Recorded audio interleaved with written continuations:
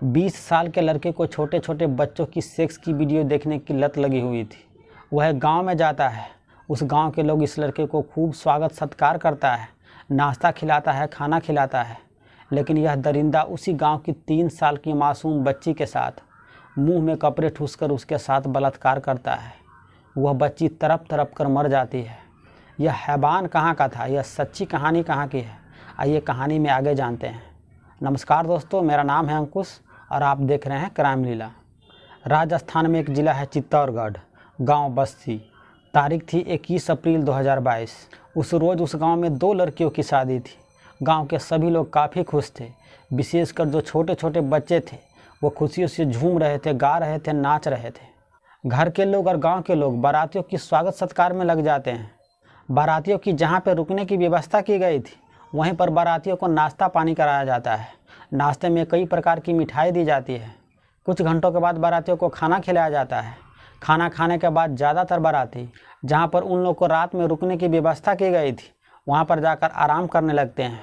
और कुछ बारातियों दूल्हे को लेकर जो और रीति रिवाज होता है, सिंदूरदान करना, कन्यादान करना, बाकी कई तरह के रीति रिवाज होता है, उस काम में लड़की वाले और लड़के वाले दोनों मिलकर करने लगते हैं। पूरी रीति रिवाज के साथ इन दोनों लड़कियों की शादी संपन्न हो जाती है और इसके अगले दिन दोनों दुल्हन की विदाई हो जाती है।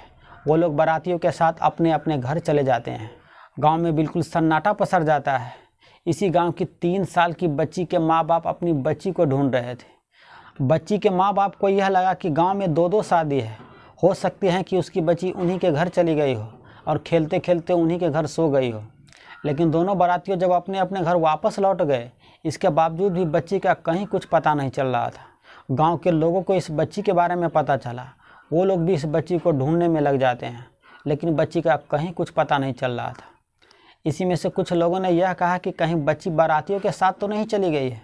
वो लोग दोनों बर पक्ष वाले को खबर करता है, कहता है कि कहीं आप लोगों के साथ 3 साल की बच्ची तो नहीं चली गई है। लेकिन दोनों बर पक्ष वाले ने इनकार ही किया और कहा कि हम लोग के साथ कोई बच्ची नहीं आई है।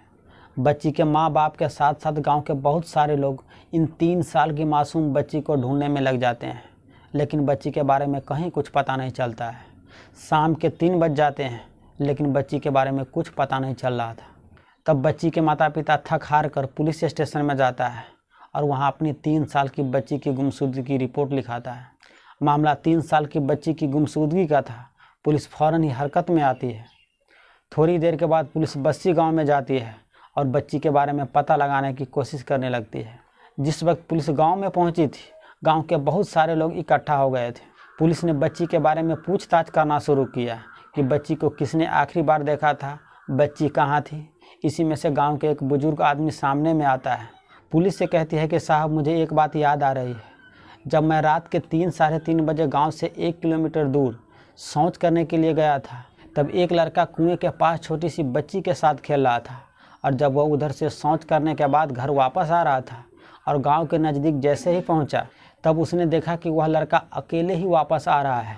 उसके साथ बच्ची नहीं थी और वह लड़का हरे रंग का शर्ट पहना हुआ था। मैं पूरे यकीन से कह सकता हूँ कि यह लड़का इस गाँव का नहीं है, बल्कि यह लड़का बारात के साथ आया था।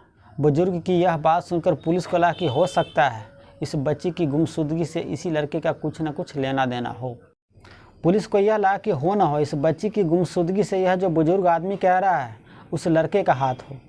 आगे पुलिस उस बुजुर्ग आदमी से कहता है कि जिस लड़के की आप बात कर रहे हैं, हरे रंग का जो शर्ट पहना है, अगर उस लड़के की फ़ोटो आपको दिखाई जाए तो आप उस लड़के को पहचान सकते हैं।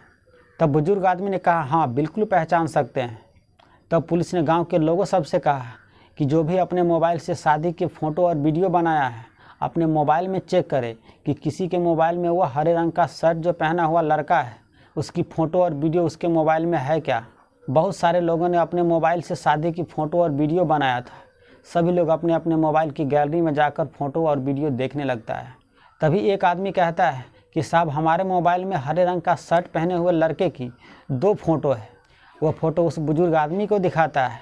देखते ही बुजुर्ग आदमी कहता है कि यही लड़का था साहब।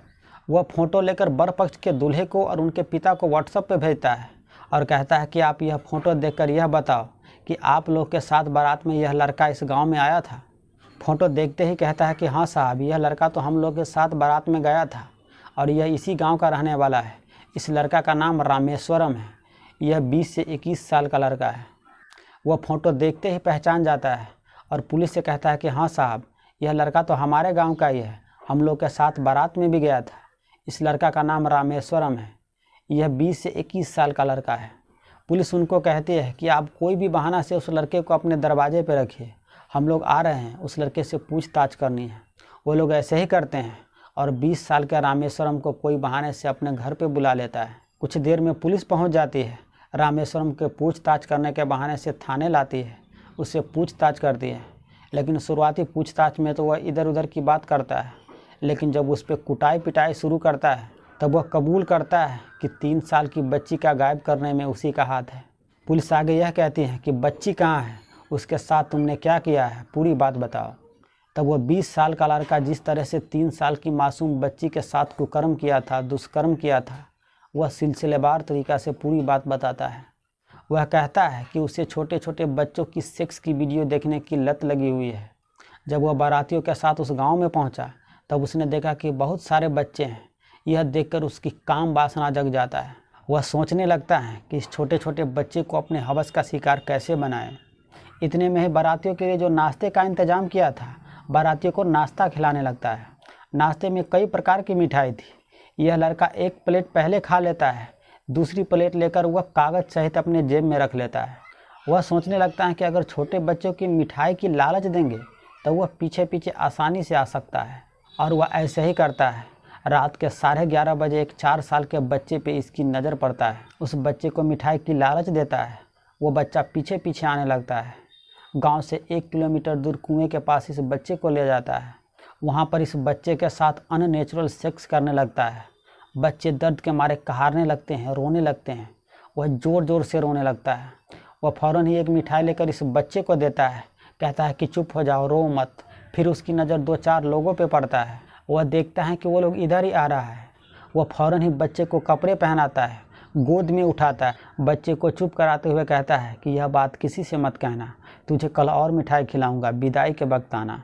बच्चा चुप हो जाता है और गांव के नज़दीक जाकर इस बच्चे को छोड़ देता है। बच्चा अपने घर चला जाता है, वह सो जाता है। लेकिन इस हैवान का अभी भी काम वासना शांत नहीं हुआ था। वह दूसरे बच्चों की तलाश में लग जाता है और रात के 3:30 बजे उसे एक 3 साल की मासूम बच्ची पे नज़र पड़ता है। वह इस बच्ची को मिठाई की लालच देता है। वो बच्ची मिठाई की लालच में आ जाती है, इसके साथ पीछे पीछे चलने लगती है। फिर इस बच्ची को लेकर उस कुएं के पास जाता है।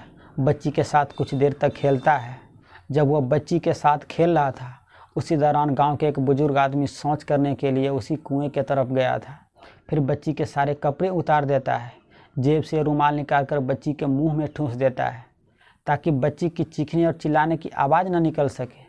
क्योंकि कुछ देर पहले जब वह 4 साल के बच्चे के साथ अननेचुरल सेक्स कर रहा था तब वो बच्चा काफ़ी चिल्ला रहा था, काफ़ी रो रहा था।